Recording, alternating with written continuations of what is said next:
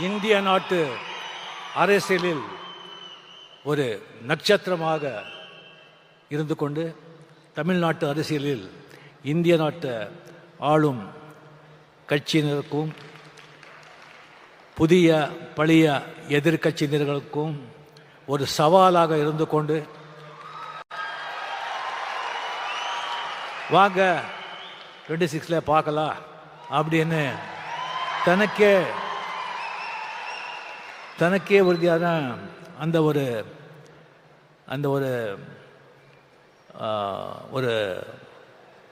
அந்த புன்னகையுடன் செயல்பட்டு கொண்டிருக்கும் சிஎம் அவர்களுக்கு மதிப்புரிய என்னுடைய நண்பர் தமிழக முதலமைச்சர் மு.க. ஸ்டாலின் அவர்களுக்கு என்னுடைய முதற்கண் வணக்கத்தை தெரிவித்துக் கொண்டு, அவர் இளையராஜா சார் அவர்கள் எப்போ இந்த சிம்பனி எழுதி இது லண்டனில் ரெக்கார்ட் பண்ண போகிறேன், இது மிகப்பெரிய ஒரு சாதனை அப்படி அனௌன்ஸ் பண்ணாங்களோ அப்போவே சிஎம் அவர்கள் இளையராஜா ஸ்டுடியோவுக்கு போய் அவரை வாழ்த்தினார். அது மட்டும் இல்லை, இந்த ரெக்கார்டிங் அவர் முடிச்சுட்டு வந்த பிறகு அவருக்கு ஏர்போர்ட்லேயே அரச மரியாதையுடன் வரவேற்று அவருக்கு பெரிய கௌரவம் செலுத்தணும் அப்படின்னு சொல்லி இந்த ஒரு மாபெரும் விழா, அந்த ஒரு எளிய பிரம்மாண்ட மனிதனுக்கு இந்த ஒரு பிரம்மாண்டமான ஒரு விழா நடத்தி இந்த மாதிரி அங்கே சம்பனி வாசித்தவங்களே இங்கே அரசு செலவில் இங்கே கொண்டு நம்ம கண்ணுக்கும் காதுக்கும் விருந்து அளித்திருக்காரு. அவருக்கு உங்கள் சார்பிலையோ என் சார்பிலையோ சிஎம் அவர்களுக்கு என்னுடைய மனமார்ந்த பாராட்டியும் நன்றிகளை தெரிவித்துக் கொள்கிறேன். அன்பு தம்பி டெபுட்டி சிஎம் உதய அவர்களே, சுவாமிநாதன் சார் அவர்களே, சீஃப் செக்ரட்டரி அவர்களே, என்னுடைய கலையோக அண்ணா கமல்ஹாசன் அவர்களே, நான் அதிசய மனிதர்களை நான் புராணத்தில் படிச்சிருக்கேன், இதிகாசத்தில் படிச்சிருக்கேன். நான் கண்ணாலே பார்த்த அதிசய மனிதர் இளையராஜா அவர்கள். இளையராஜா அவர்களே, இங்கே வந்திருக்கும் அரசியல் நண்பர்களே, பெரியவர்களே, தாய்மார்களே, பிரஸ் மீடியா நண்பர்களே, என்னை வாழ வைக்கும் தேவான தமிழக மக்களே, இங்கே நான் சாமியன் கூப்பிட்ட இளையராஜா அவர்களை இவரை பற்றி பேசணும்னு சொன்னால் நிறைய பேசலாம். ஆனால் ஒரு நேரம் கருதி சிஎம் அவர்களுடைய நேரம் அது ரொம்ப நான் எடுத்துக்கக்கூடாது. அதுக்காக சில விஷயங்கள் மட்டும் இளையராஜா, அந்த மாதிரி ஒரு இளையராஜா ஒரு இசையமைப்பாளராக உலகத்தில் வாழும் அனைத்து தமிழக மக்களின் ரத்தம் நாரி நரம்பில் அவருடைய இசை, அவருடைய பேர் ஊறி போயிருக்கு. இப்போ ஜஸ்ட் ஒரு நோட் அடித்தாலும் எப்படி நீங்கள் பிடிச்சி இது பண்ணுறீங்க பாருங்கள். ஒரு 70s 80s 90s அவர் போட்ட பெட்டுகள், ஒரு பாட்டுகள் இப்போ கூட ஒரு ஃபிலிமில் ஒரு 2-3 பாட்டு போட்டு அந்த படம் சூப்பர் ஹிட் ஆகிடும். இப்போ கூலியில் கூட 2 பாட்டு நம்ம அதை நம்ம பயன்படுத்திக்கிட்டோம். ஸோ அந்த மாதிரி அவர் இசையமைப்பாளர் இளையராஜா அவர்கள் பற்றி எல்லாருக்கும் தெரியும். அதை விட ஜாஸ்தி ஒரு மனிதனாக பெரிய மாமனிதனாக நான் அவரை நான் பார்த்துருக்கேன். அதுக்கு அவர் மேலே ரொம்ப நமக்கு கௌரவம். ஒரு 1600 படங்கள், 800 பாட்டுகள், 1500 பாடல் பாடியிருக்காரு, 508 பாடு எழுதியிருக்காரு. 50 வருஷம், இது சாதாரண விஷயமா என்ன? சரி, அவரை நான் பல விதங்களில் 50 வருஷத்தில் பல நேரங்களை சந்திச்சிருக்கேன். ஃபஸ்ட்டு நான் பார்த்த 74 ஜிகே வெங்கடேஷ் கிட்ட ரெசிடெண்ட்டாக இருக்கும்போது, நான் ஃபிலிம் இன்ஸ்டியூட்டில் படிக்கும்போது அந்த ஸ்டுடியோ ரவுண்ட் போகும்போது பார்த்தேன். ஒரு சின்ன ஒரு பையன் அதிர்ஷ்டிங்க பார்த்தேன். அதுக்கப்புறம் புவனாவரி கேள்விக்குறியில் ஒரு இளைஞன் இளையராஜா இன்சர்ட் பண்ணி ஒரு நல்ல க்ளீன் ஷேவ் பண்ணி அவரை நான் பார்த்தேன். அதுக்கப்புறம் ஒரு நாள் திடீர்னு பார்க்குறேன், கம்ப்ளீட்டாக ஒரு வேஷ்டி ஜுப்பா போட்டு ருத்ராட்சை போட்டு முடியெல்லாம் மொட்டை அடிச்சுட்டு பொட்டோடு இருக்காங்க. ஒரு பார்த்த உடனே நான் சாமியான்னு கூப்பிட்டேன். இது என்ன சாமியான்னு சொன்னேன். இதான் சாமி ஒரிஜினல்னு சொன்னாங்க. அப்போலேருந்து அவர் எப்போவுமே சாமியான்னு நான் கூப்பிடுறேன். அந்த மாதிரி அவர்கிட்ட ஒரு வாட்டி பஞ்சுவரணாசாமி கூட ஒரு படத்துக்கு நான் கம்போசிங் போயிருந்தேன் ஷூட்டிங்கில். அப்படி போயிருக்கும்போது ஜஸ்ட்டு ராகங்கள் அப்படி வருது, ஜஸ்ட்டு 6 மணியை தொட்டு அப்படியே கொட்டுறாங்க. அதாவது அந்த பழைய காலத்தில் பட்டிக்காட்டில் அந்த நெல் குவியல் இருக்கும். அதை ஒருத்தர் அளந்து கொடுப்பான், இன்னொருத்தர் தள்ளி கொடுத்துட்டு இருப்பான். அளந்து கொடுக்குறவன் தள்ளி கொடுக்க பற்றி பார்க்கவே மாட்டான். அந்த மாதிரி அந்த ராகங்களோட ராசியை அந்த ராக சரஸ்வதி ராக தேவி இந்த ராக தேவனுக்கு அப்படியே தள்ளி கொடுப்பான். இவர் அப்படியே அந்த ஹார்மோனியம் அப்படியே அள்ளி கொடுக்குறார். அந்த மாதிரி ஒரு இது. சில விஷயத்தை மட்டும் நான் சொல்கிறேன், நேரம் கருது. ஒரு வாட்டி எனக்கு வந்து வாங்க ரஜினி உங்கள்கிட்ட பேசணும்னு சொன்னாங்க. என்ன சமாச்சாரம் சொல்லி போனால், இந்த மாதிரி ரஜினி உங்களுக்கு தெரியும், நம்ம பாவதார் அண்ணா வந்து அவர் மறைஞ்சிட்டார், இன்னொரு பாஸ்கர், இன்னொரு அமரன். கங்கேபரன் வந்து அப்படியே அவன் செட்டில் ஆகிட்டான், மியூசிக் பண்ணிவிட்டு டைரக்ட் பண்ணிக்கிட்டு அவன் செட்டில் ஆகிட்டான். அந்த பாஸ்கர் கொஞ்சம் செட்டில் பண்ணணும், நீங்கள் ஒரு படம் பண்ணணும் சொன்னாங்க. சரி சாமி நான் பண்ணிடுறேன் அப்படின்னு சொல்லி டேட் கொடுத்தேன். பஞ்சவர்ணாச்சலம் எல்லாம் பேசிக்கிறாங்கன்னு சொன்னாங்க. சரி ராஜாதி ராஜா படம் திங்க இது பண்ணி அதுக்கப்புறம் பார்த்தா ஆர் சுந்தரராஜன் ஒரு பெக்யூலர் டைரக்டர், பெரிய ஹிட் கொடுத்துருக்காரு, பட் சீனெல்லாம் இருக்காது அவர்கிட்ட. அதே ஒரு வித்தியாசமாக இருந்தது. எனக்கு என்னடா இது அப்படின்னு சொன்னால், அதுக்கப்புறம் பாஸ்கர் கம்ப்ளீட்டு இப்போ படத்தை பற்றியே பேச மாட்டார், வேறு விஷயந்தான் அவர் பேசுவார். அதுக்கப்புறம் எனக்கு ஒரு டென்ஷன் ஆச்சு. அது பஞ்சு சார் ஊரில் எல்லாம் ஏதோ சொந்த காரியமாக போயிருந்தாங்க. ராஜாசாமி கிட்ட பிரசாத் ஸ்டுடியோ போயிட்டு, சாமி இந்த மாதிரி ரொம்ப டிஸ்டர்பாக இருக்குது, படம் எப்படி வரும்னு தெரியாது, இந்த மாதிரி பாஸ்கர் மாதிரி இருக்கார் அப்படின்னு சொன்னால் என்னை பார்த்து சிரித்தார். சுவாமி இந்த கதையை வந்து ஒரு லைன் கூட நான் படிக்கலை, எனக்கு தெரியாது, நீங்கள் படம் பண்ணுங்க. இந்த படம் சில்வர் ஜூப்ளி போகலைன்னா நான் 6 மணியும் தொட மாட்டேன், பாட மாட்டேன்னு சொன்னாங்க. அங்கே யாரோ ப்ரொடியூசர் இருந்தாங்க, இவர் தான் சாட்சி. எனக்கு டக்குன்னு அடிச்சது. இது சொல்கிறது செய்கிற ஆள் அவர். என்னங்க இப்படி சொல்கிறீங்க? நான் சொல்லலை சாமி, அந்த மூகாம்பிகா அந்த தாய் சொல்ல வைக்கிறா, நான் சொன்னேன், அவ்வளோதான், நீங்கள் போங்க. எனக்கு இன்னும் டென்ஷன் ஏறிடுச்சு எனக்கு. ஓ என்னையா இது?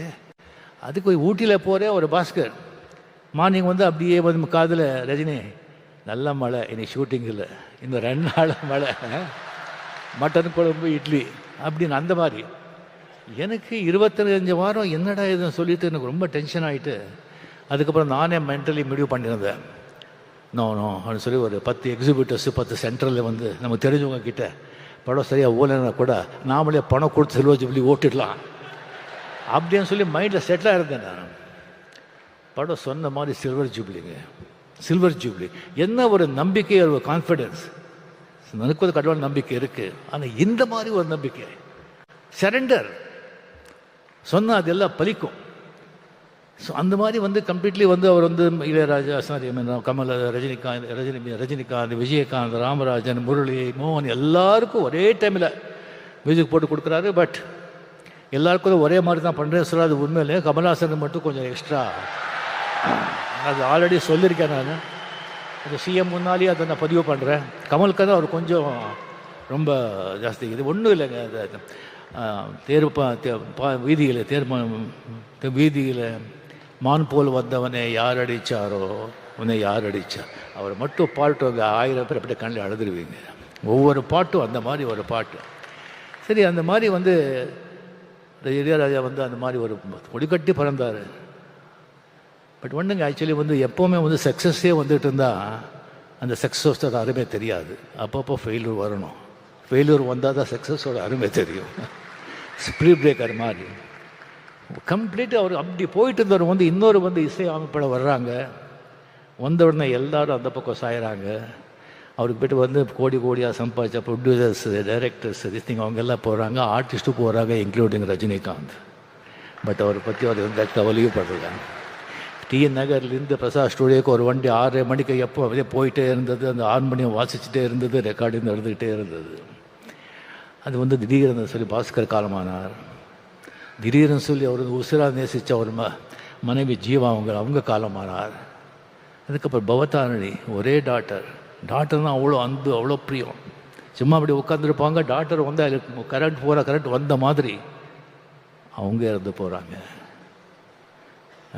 அந்த 6 மணி வாசிட்டே இருக்கும், 6:30 மணிக்கு அந்த வண்டி போயிட்டே இருக்கும் பிரசாத் ஸ்டுடியோக்கு. எந்த ஸ்தலமும் இல்லை, எந்த இதுவும் இல்லை. கம்ப்ளீட்லி அவருடைய உலகமே வேறு. இங்கே நம்ம உலகத்தில் அவர் இல்லை, இசை உலகத்தில் அவர் இருக்கார்.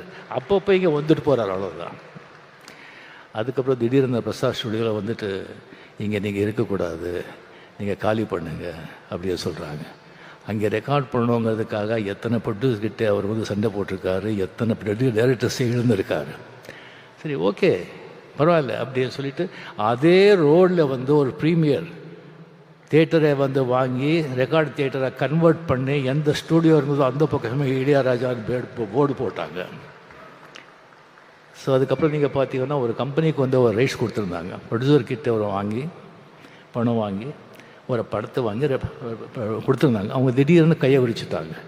எந்த பணமும் இல்லை, உங்களுக்கு இது இல்லை அப்படின்னு சொல்லிட்டு. அவர் விட மாட்டார். கோர்ட்டுக்கு போனார், ஜெயிச்சார். எல்லா ரைட்ஸ், எல்லா ராயல்ட்டி இவருக்கு தான்.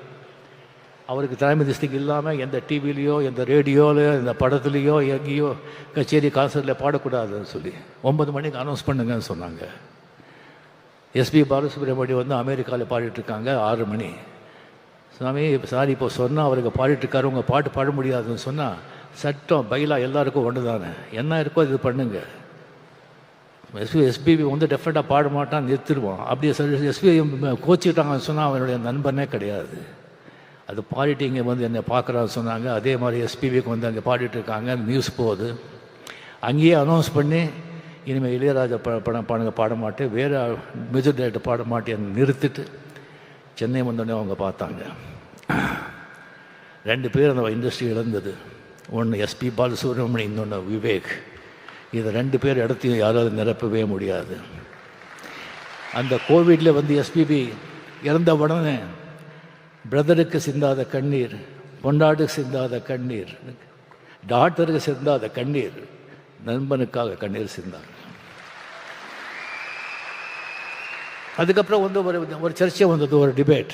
ஒரு பாட்டு வெட்டு ஆகணும்னு சொன்னால் மெட்டா இல்லை வரிகளா அப்படின்னு ஃபுல் டிபேட், வாக்விவாதங்கள். டிபேட் இருக்கணும், வாக்விவாதம் நடக்கணும், கருத்தை வச்சு நடக்கணும், அப்படியே தனி மத தாக்குதல் இருக்கக்கூடாது. அது என்னுடைய அன்பு. அது இது ஸோ இது பண்ணிகிட்ருக்காங்க. ஒரு 2 மாதம் ஆச்சு, 2 மாதம் ஆச்சு. அப்போ தான் இளையராஜா மீடியா கிட்டே வந்தாங்க. கண்டுக்கும் போது சார் இந்த மாதிரி டிபேட் நடந்துட்டுருக்கேன்னு சொல்லும்போது, அப்படியா, அது எல்லாம் நமக்கு தெரியாது. சரியாக வந்துட்டு 2 நாள் வந்துட்டு 3000 பேஜஸ்க்கு வந்து நான் சிம்ஃபனி எழுதியிருக்கேன், இது வந்து அங்கே வந்து ரெக்கார்ட் பண்ண போகிறேன் அப்படி சொல்லி போகும்போது வந்து மீடியா கிட்டே சொல்கிறாங்க, இந்த மாதிரி சிம்ஃபனி யாருமே இது வரைக்கும் இந்த இளையராஜாக்கு இல்லாத திமிரு வேறு யாருக்கு இருக்கும் அப்படின்னு சொல்கிறாங்க. வேறு யாரும் சொல்லியிருந்தா ஒத்துட்டுப்பீங்களா? கேட்குறோம், பிகாஸ் அதுக்கு தகுதியான மனுஷர். அதுக்கப்புறம் ரெக்கார்ட் பண்ணி வந்துட்டு சொல்கிறார், இந்த இளையராஜாவை எந்த அளவுகோல் வச்சியும் அளக்க முடியாது, அதுக்கு மீறி நின்னவனா 82 இயர்ஸ், இன்னும் பாருங்கள் என்னென்ன பண்ணுறேன்னு சொல்லுங்கள். அது Ilaiyaraaja, incredible Ilaiyaraaja. Hats off the great maestro, long live. ஒன்றும் இல்லைங்க, நல்ல நீதி, நியாயம், உண்மையாக கடினமாக உழைச்சா எல்லாமே உன் பின்னால் வரும். நீ அதுக்கு பின்னாலே போகவே முடியாது. Lead a righteous life, work hard, everything will come after you. நீ நாட் கோ ஆஃப்டர் எனிதிங். அந்த மியூசிக் இருக்கிற பவரை நீங்கள் பார்த்தீங்க. கமல்ஹாசன் சும்மா ஒரு 4 வரி பாடினாங்க. அந்த 4 வரியும் ஒன்று தான், நான் இவ்வளோ பேசினதும் ஒன்று தான். அதுதான் அந்த மியூசிக்கோட பவர். அதுக்கு அரசன் ராஜா அவர்கள் என்றும் என்றும் நல்லா இருக்கணும். நீங்கள் நண்பர், உங்கள் கூட அத்தனை வருஷங்கள் அத்தனை வந்து நடந்திருக்கு. நம்ம பழகணுங்கிறதே நமக்கு மிகப்பெரிய பாக்கியம். தயவு செஞ்சு உங்கள் ஆடியோ பயோகிராஃபி, உங்கள் சுயசரிதியை வந்து படமாக வந்து எவ்வளோ சீக்கிரம் முடியுமோ அவ்வளோ சீக்கிரம் ரிலீஸ் பண்ணுங்கள். நாம் எல்லோரும் பார்க்கறதுக்கு அவலாக இருக்கும். என்னை விட்டால் நானே ஸ்கிரிப்ட் எழுதி கொடுக்குறேன். நன்றி, வணக்கம்.